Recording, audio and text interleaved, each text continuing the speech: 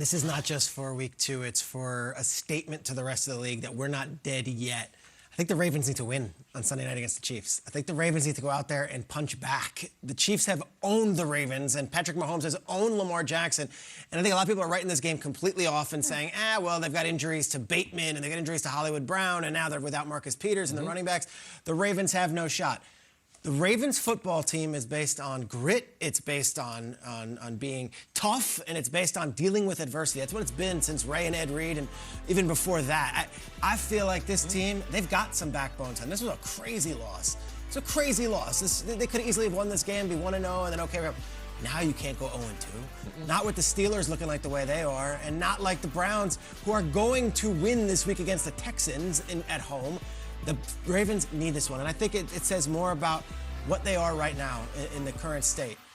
Are they going to lay down? If they go 0-2, this could be it. It's the season. It's just, hey, you know what? We had bad injury luck, and let's go. Or are they going to defend their home turf? This is a pep talk of sorts for everyone at the bank on Sunday night.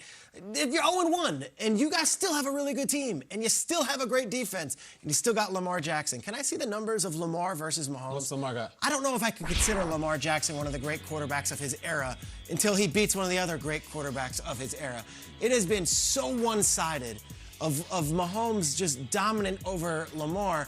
Yes, they both have their MVP awards, but do you put these two in the same conversation right now? I don't know. You win the game on Sunday night, national television, we could talk about this. I don't think the Ravens are dead yet. Show something. Go out there and beat the Chiefs. Oh, man. Let's go. I'm concerned about Tennessee, Peter. If you've covered Tennessee for a number of years, and especially since Vrabel's been there, they're one of the teams that you play, and they call them a Wednesday team. Why Wednesday? Because after you typically play them on Sunday, you're still sore on Wednesday. Oh. Because that's the type of physical approach that they play. And there's nothing worse than putting out tape of 60 minutes of football, and you are not who you're supposed to be. And you talking about one of the all-time tough guys that we have in the league, that's who Taylor Lewan is. Like, he's a tough guy. Yeah. He's always pointing guys out. He's always trying to scrap with people. He's always fighting. But styles make fight. Taylor Lewan is a heavyweight. Chandler Jones is a middleweight, and he danced around him. Franchise record. Never in the history of the Titans have they given up 5 sacks. That's what Chandler Jones, and they stuffed it to him. And this wasn't the only matchup in the game that was bad. Physically, they did not do what Vrabel's trying to do. And I do remember earlier in my career, not where Taylor Lewan is, he's more into his career. I do remember having the worst game of my career. It was in Denver, and I had gone to the funeral of my grandmother. And I dropped 3 passes in the Denver game. And I remember we won the game. The next day, Buddy Ryan's addressing the team. He goes through all the good stuff. Congratulations. And he said, by the way, Chris Carter, if you ever play that way again, you will not be playing in the National Football League. And to me, I realized with these hands, if I drop the ball, I'm not going to be playing. And Taylor Lewan in Tennessee, you can't be tough guys and get punched in your face. And that's what happened last week. So I look for, watch them. Watch them this week. You think they have that fire? I know Vrabel's an Ohio State guy. Do you think it's got nothing to do with him going to Ohio State. It's about how he coaches. I watched him coach in his first game in Miami. The game went to like double overtime, longest game in NFL history.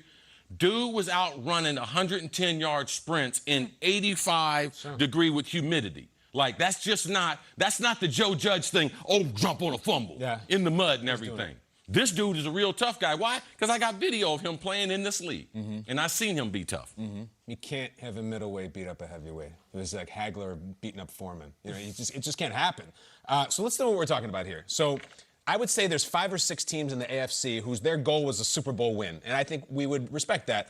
They're already 0-1. So we talked Ravens, Titans. I'm going to put Browns on that list, but nobody more so than the Buffalo Bills. And I just want to, for all these teams, if you go 0-2.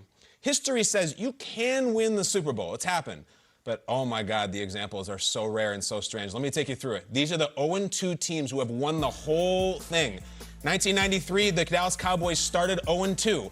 Why? Because the all-time leading rusher was holding out. So none of these teams have that excuse. We don't have Derrick Henry holding out for Tennessee. We don't have anybody like that. And when it comes back, they rule the world. All right, so that happened once. You want a miracle? The 2001 Patriots started 0-2. Why did they go on a run? Well, because of Mo Lewis. Probably the most famous hit in NFL history and certainly the most impactful. Right. They had a Disney movie happen where a 6th-round pick won the Super Bowl. If Josh Allen gets knocked out, is Mitch Trubisky taking them to Super Bowl? No, and Mitch isn't even a 6th-round pick. It's not likely. And then the last one, 07 Giants started 0-2, win the entire Super Bowl. Miracles on miracles where David Tyree, who we now love him, he runs a smoothie shop in New Jersey, made the catch of his life from Eli Manning. Yes. Guys, this is what it takes. You need like acts of God to win the Super Bowl if you start 0-2. What I'm basically telling you, Titans, Browns, Bills, Ravens, Colts, if you start 0-2, like it's over. You're not winning the Super Bowl. That's not me. That is history. Short of a miracle, you better win this weekend. I think we're seeing teams get eliminated this weekend from the Super Bowl hype. I hope the Bills aren't one of them. If the Browns lose to the Texans, this is disaster scenario for a team I picked to go to the Super Bowl, for a team that everyone thinks of as contenders. And I think it's going to be such a crazy game. I do want to just point out, as a cute little nugget, something to keep your eye on. Tyrod Taylor's going to want to stick it to Cleveland. Remember, very short, very quick hook for Tyrod Taylor in favor of Baker Mayfield. That was back in 2018. But that revenge tour situation with Tyrod does not end there. Week 4, it's the Bills. We all know he was benched for Nathan Peterman. And then a little bit later, he's got the Chargers.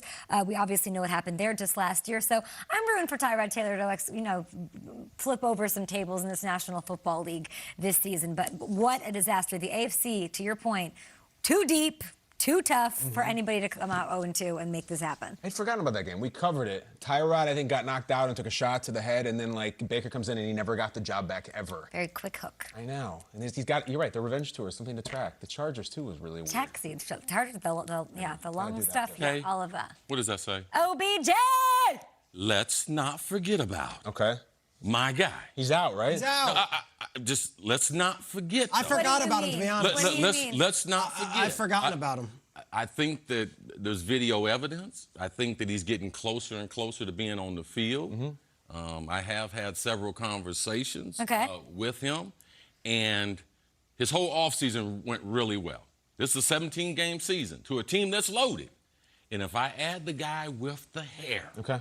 how good is that football team? don't So know. for me, I'm looking forward to it because I still believe OBJ is a top 10 receiver. Still believe it, all right? I just need him to get on the field, stay healthy, and prove it. We'd love to see it.